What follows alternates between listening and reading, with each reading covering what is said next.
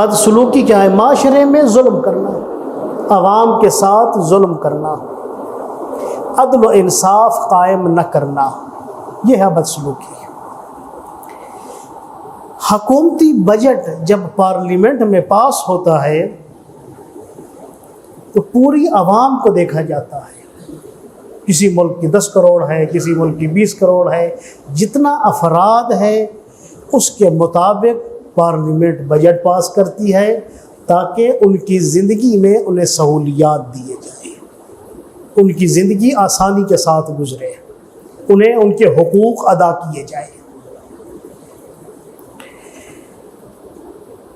تو جب اس طرح کے معاملات پیش آتے ہیں تو ہمیشہ شہریوں کے ساتھ جو دیہی آبادی ہے انہیں بھی شامل کیا جاتا ہے۔ یہ نہیں ہے کہ شہر میں رہنے والے پہلے درجے کے ہوں اور دیہات میں رہنے والے دوسرے تیسرے درجے کے ہوں حقوق کے اعتبار سے، نہیں، پورے ملک میں عدل و انصاف اور تساوی برقرار رکھنی چاہیے۔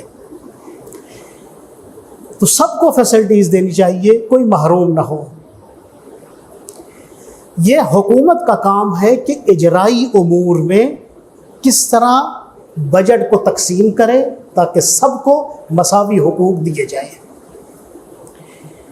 مجھے یاد ہے ایک مرتبہ ایران میں قومی اسمبلی میں بجٹ پاس ہوا، تو اس بجٹ میں آغا ہاشمی رفسنجانی کی صدارت کا دور تھا، جہاز کی ٹکٹیں مہنگی ہو گئی، تو باقاعدہ پریس کانفرنس ہوئی، تو ان سے اسی موقع پر سوال کیا گیا کہ جہاز کی ٹکٹیں کیوں مہنگی ہوئی۔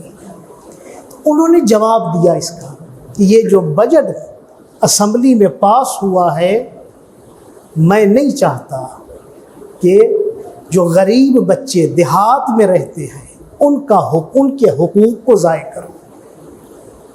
ان کے تعلیمی مسائل ہیں، ان کی صحت کے مسائل ہیں، ان کی زندگی کے مسائل ہیں، یہ بجٹ ان کا بھی حق ہے، جس طرح شہریوں کا حق ہے ان کا بھی حق ہے۔ لذا اب جہاز پر کنہوں نے سفر کرنا ہے؟ یا امیر لوگوں نے سفر کرنا ہے، یا جو ضرورت مند ہیں انہوں نے سفر کرنا ہے، تو میں غریب عوام کا پیسہ اٹھا کر ان میں ڈال دوں، یہ عدل و انصاف نہیں ہے۔ تو پس دیکھیں، اجراء کے موقع پر حاکم کو چاہیے کہ پورے ملک کو مد نظر رکھ کے اس طرح بجٹ کو پیش